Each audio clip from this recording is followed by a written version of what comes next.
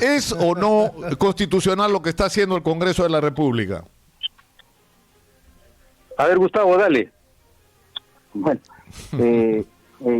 evidentemente para mí es un acto constitucional, ¿no? O sea, la vacancia es una herramienta de contrapeso que se le asigna al Parlamento a efectos de que pueda hacer una valoración. En este caso es evidentemente subjetiva de lo que significa una incapacidad moral.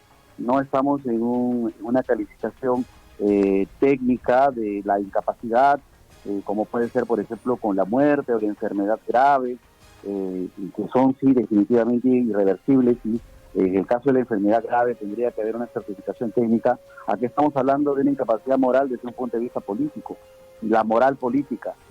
Se entiende que no hay una credibilidad, no hay una capacidad o legitimidad de parte del dignatario de continuar en el ejercicio del cargo, actuando con el decoro que demanda la función, y por tanto el Congreso tiene la plena capacidad constitucional para poder declararlo en incapacidad y proceder a su vacancia.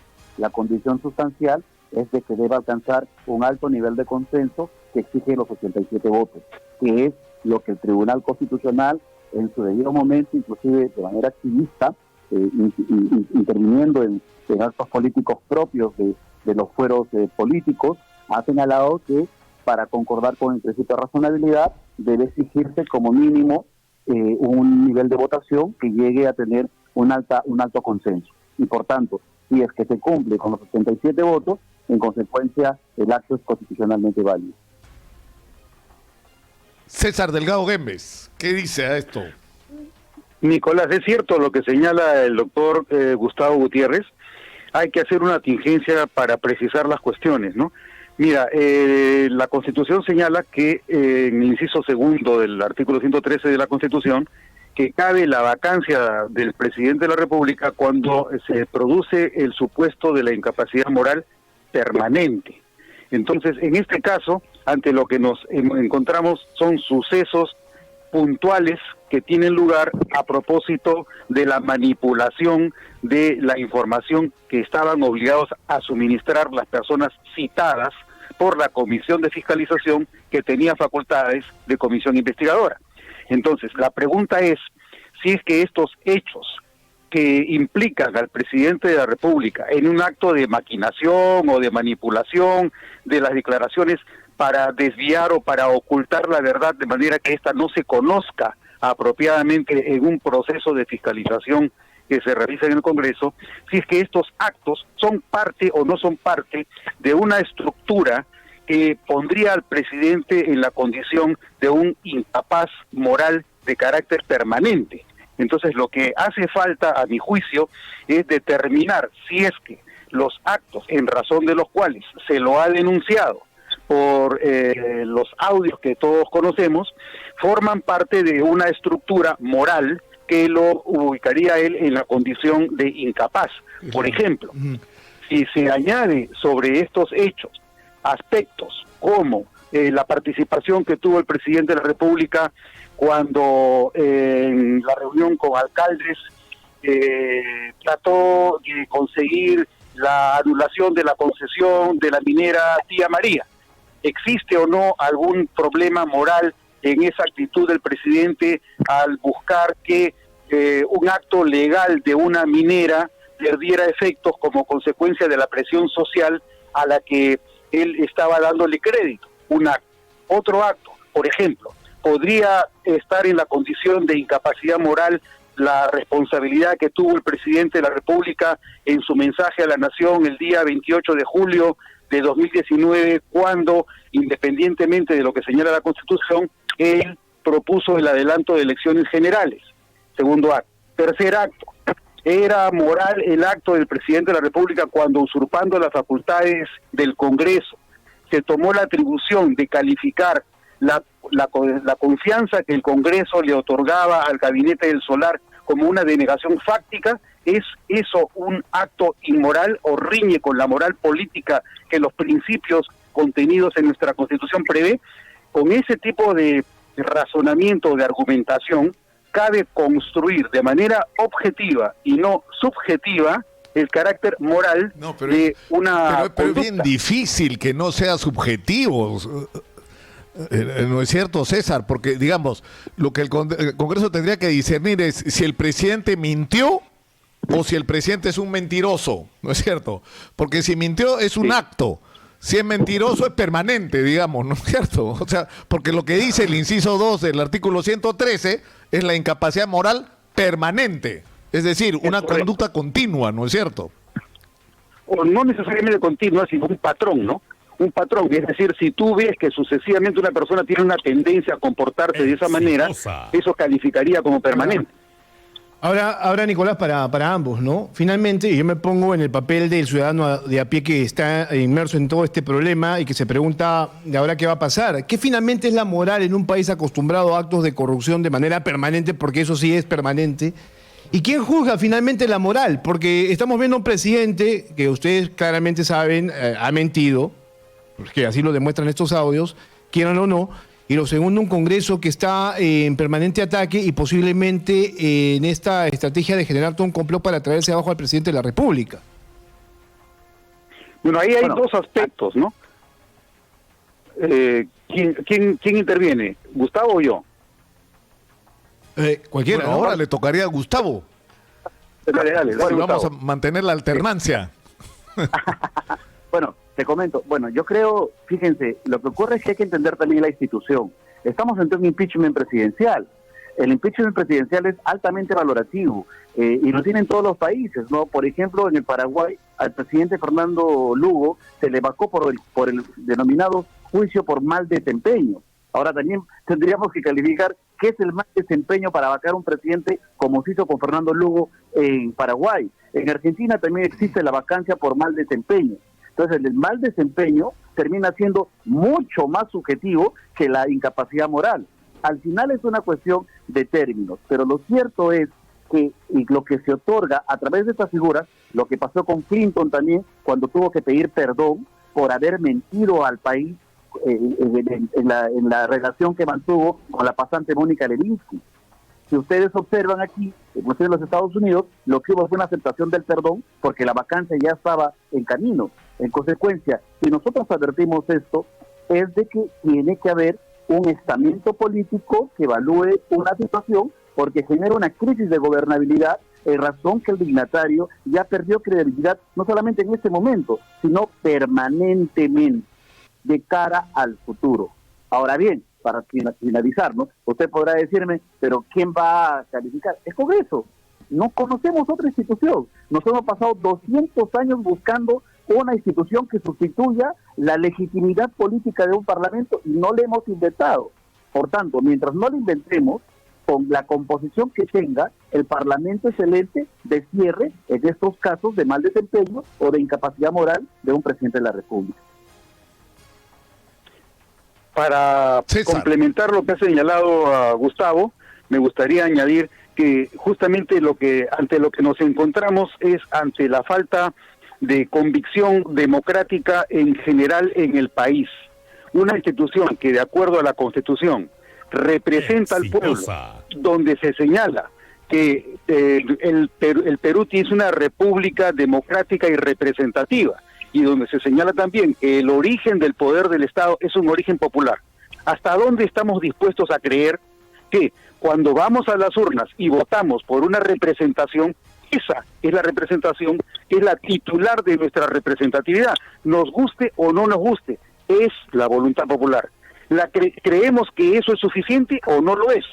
Si creemos que es suficiente, entonces actuemos en consistencia con esa creencia. Si creemos que no lo es, entonces sinceremos nuestra Constitución y digamos que no queremos que el Perú sea ni una república, ni una democracia, ni que esta democracia sea representativa. Y por lo tanto, declaremos que el Perú debe ser un país de dictadura, con autoritarismo y con autocracia. Pero César, lo que tú estás diciendo en este momento cuestiona el planteamiento que está generando el Ejecutivo con esta medida cautelar que están presentando ante el Tribunal Constitucional. Que no conozco el texto, no sé si ha sido publicado, pero en todo caso no he tenido todavía acceso a él, pero lo que están pretendiendo hacer es cuestionar la legitimidad constitucional de lo que está haciendo el Congreso esta semana. ¿Es legítimo o no es legítimo lo que está haciendo? ¿Tiene algún asidero lo que está planteando el Ejecutivo, sí o no? Mira, el Código Procesal Constitucional prevé la acción competencial. La acción competencial supone que existe un conflicto entre dos poderes del Estado, porque uno de ellos se excede respecto de sus competencias e invade las de otro. Pregunta, ¿cuál es la competencia del Poder Ejecutivo que estaría invadiendo el Congreso cuando en ejercicio de una competencia que la Constitución le reconoce y el reglamento del Congreso la desarrolla, cumple con el proceso paso a paso de lo que se prevé en las normas? ¿Existe conflicto de competencias? A mi parecer no lo habría. Sin embargo, asumamos que dentro de la lógica del Poder Ejecutivo y como ejercicio o estrategia de su defensa, presenta la acción competencial aspirando a que a través de la medida cautelar, siempre y cuando colaboren con el Poder Ejecutivo los magistrados que le den mayoría para dar por admitida la acción competencial, sí, el Tribunal Constitucional otorgara la medida cautelar tendría que otorgarla antes del día viernes 18, es decir, entre lunes y jueves tendría que ordenarle al Congreso que suspenda el proceso de vacancia presidencial, porque supuestamente el Congreso estaría infringiendo las competencias del Poder Ejecutivo. Si ese fuese el caso, habrían dos opciones. El Congreso se inhibe acatando la disposición cautelar del Tribunal Constitucional a favor del Poder Ejecutivo, o el Congreso sigue adelante con su proceso desconociendo la medida cautelar que otorgara el Tribunal Constitucional. Si avanzáramos un poco más y dijéramos, muy bien, el Congreso ha procedido de acuerdo a sus atribuciones independientemente de la medida cautelar otorgada a favor del Poder Ejecutivo por el Tribunal Constitucional. Entonces, si fuese así, el Congreso podría tener la alternativa de o declarar la vacancia o no declarar la vacancia. Gustavo. Si no declara la vacancia, no hay ningún problema, porque el presidente de la República, debido a que no se alcanzaría el número de votos suficientes, mantendría el cargo sin ningún problema.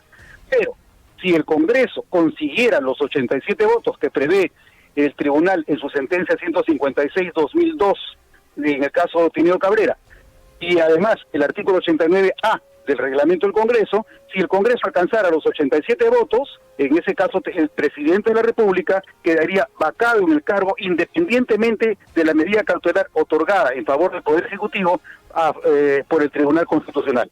En ese supuesto, nos encontraríamos ante un conflicto muchísimo más grande, porque ya no solamente estamos ante un conflicto de competencias entre el Poder Ejecutivo y el Congreso, sino también un conflicto de competencias entre el Tribunal Constitucional y el Congreso, donde el Congreso, en ejercicio de las facultades que la Constitución le reconoce, ya habría declarado la vacancia del presidente de la República. Por lo tanto, el presidente de la República vendría a ser el señor Manuel Merino de la Lama, en vez de el señor Vizcarra. Pero si el señor Vizcarra se aferra al puesto, obviamente el Perú pasaría por una crisis aún más grave, porque tendríamos dos presidentes de la República, cosa que no ocurre por lo menos desde el siglo XIX. Gustavo, tu punto de vista. Bueno, yo creo que eso sería un acto más bien de contragolpe, y gravísimo. Si es que ellos están en la lógica de un supuesto golpe, esto sería pues prácticamente un contragolpe, porque fíjate tú que los actos, en este caso, son actos políticos propios, son actos políticos no justiciables, son decisiones políticas. Pretender judicializarlo es gravísimo, y un abocamiento de un órgano como el Tribunal Constitucional a tener que evaluar un acto que está en proceso realmente sería pues una desnaturalización de las funciones de un órgano de control constitucional. No habría, a mi criterio, ningún fundamento constitucional para poder admitir un proceso competencial. Aquí no se discute la competencia, exportación de competencias de un estamento a otro. Gustavo, si me permites, lo que ha dicho textualmente la ministra de Justicia, lo que ha dicho textualmente es lo siguiente: que lo que están buscando es que el Tribunal Constitucional determine si es posible que el Congreso interprete de esta manera la vacancia por incapacidad moral, o lo que está ocurriendo es que se está afectando la competencia del gobierno de dirigir la política y de realizar una serie de acciones en el contexto de una pandemia y reactivación económica. Es decir, sí están planteando lo que dice César es una acción competencial. Repito, o sea, es que todo podría entrar bajo la justificación de los abogados, ¿no? A veces acá hay hierros o excesos, pero esto más temprano que tarde va a generar una responsabilidad por infracción a la Constitución de los propios magistrados, porque estarían en competencias. Bajo esa lógica, en consecuencia, no se hubiera podido ni siquiera iniciar el procedimiento contra Pedro Pablo Kuczynski. Hasta el día de hoy, Pedro Pablo Kuczynski no tiene ningún tipo de acusación. Y en ese momento el origen de este presidente de la República y de este gabinete y de este poder ejecutivo tiene que ver mucho también con una vacancia tácita, el término que le gusta bastante al presidente, ¿no? ¿Por qué? Porque Kuczynski renunció porque sabía que ya la vacancia era inminente y ya había los votos necesarios. Ahora, este caso es muy parecido, o sea, y llegar a esto a judicializarse, yo creo que es un exceso que linda con la infracción a la Constitución.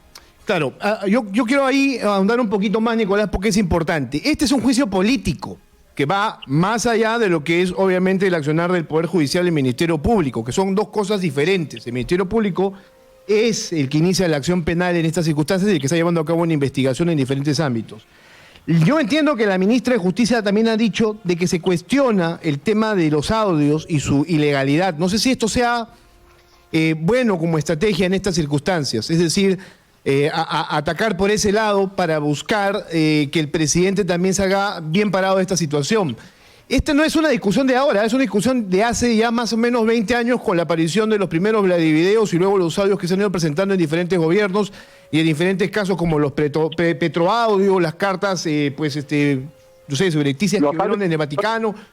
Traigo casos a colación sobre el tema cuando obviamente se cuestiona el tema de las pruebas que se presentan, ¿no? Mira, lo que mencionas tiene que ver con el asunto de la prueba prohibida o de la prueba ilícita. En este caso, si el propósito fuese cuestionar la licitud de la prueba, que consistiría en los audios que se han revelado, la respuesta ya la tiene el Perú, porque el Tribunal Constitucional y el Poder Judicial se han pronunciado indicando que cuando uno de los involucrados es quien suministra la información, esa no es una prueba ilícita.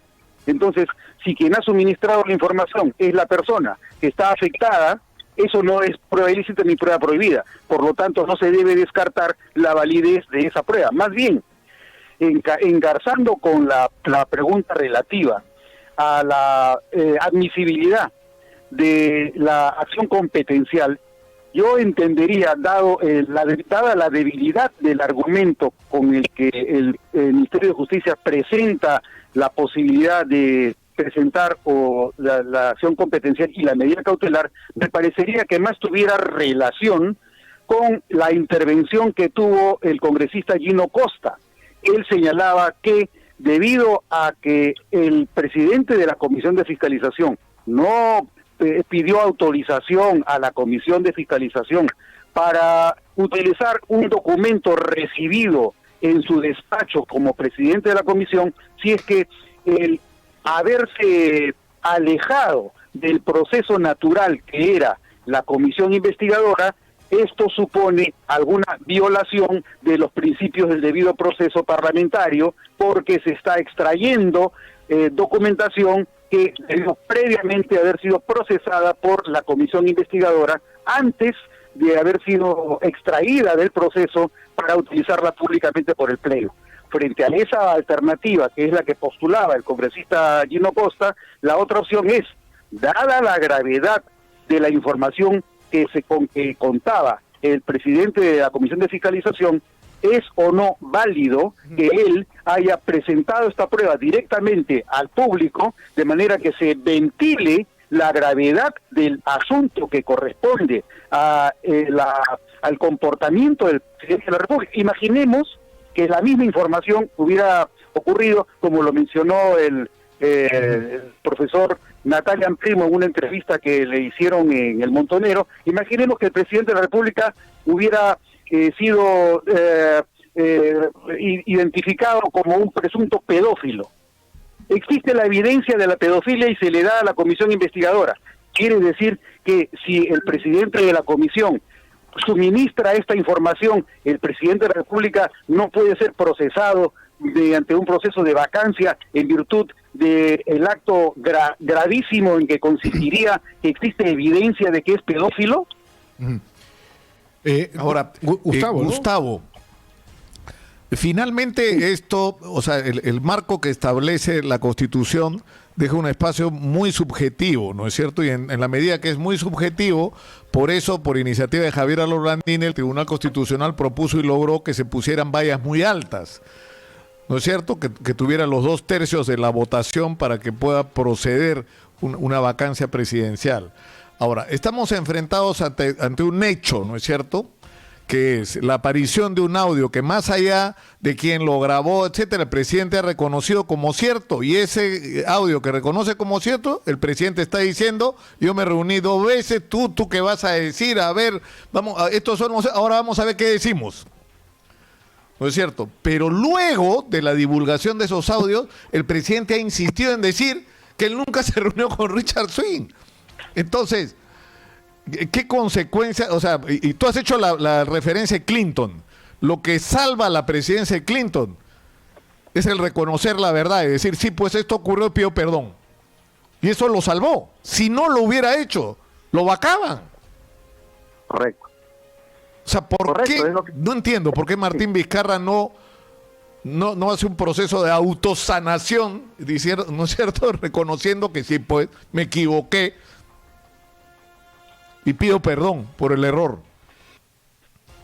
Yo creo que hay un exceso de soberbia, y creo que hay en este caso en concreto una confrontación que no cabe en un modelo democrático, porque un modelo democrático se estructura sobre pesos y contrafrenos, ¿no? Lamentablemente es el mismo hierro que hemos tenido a lo largo de la historia de los últimos 30 años, donde las figuras presidenciales siempre han pretendido que los parlamentos sean una comparsa. Y eso genera graves problemas, porque al final el juego democrático implica que haya una correlación de fuerzas entre parlamentos y ejecutivo. En consecuencia, tenemos 2 poderes enfrentados ya desde hace bastantes décadas atrás, que generan estas situaciones de insostenibilidad. Pero lo claro es que tanto en el derecho comparado como en la historia constitucional del país, la incapacidad moral es una decisión del Parlamento, valorativa, yo diría hasta subjetiva, sin temor a hierro. Es una decisión subjetiva de parte del Parlamento, y es por eso que el Tribunal Constitucional ha señalado, pues, de que siendo tan subjetiva debe requerirse un alto nivel de consenso y la obtención de los 87 votos. Y como tú dices, a veces es mejor retroceder para evitar finalmente un desenlace nefasto, porque no estamos acá hablando esencialmente de la validez de una prueba, de los hechos delictivos o no. Estamos hablando del decoro y del comportamiento de una figura que en este caso le ha mentido al país, como lo hizo en su momento Bill Clinton, pero que inteligentemente lo que hizo fue retroceder, reconocer el error, pedir perdón a todo el país, no solamente al Parlamento, y definitivamente con esto desinfló la acusación que ya la oposición lo tenía cocinado. En este caso hubiera sido más sabio, y finalmente cualquier imputación de carácter penal igualmente va a tener que responder el señor Vizcarra una vez que deje el cargo, lo bajen o no lo bajen.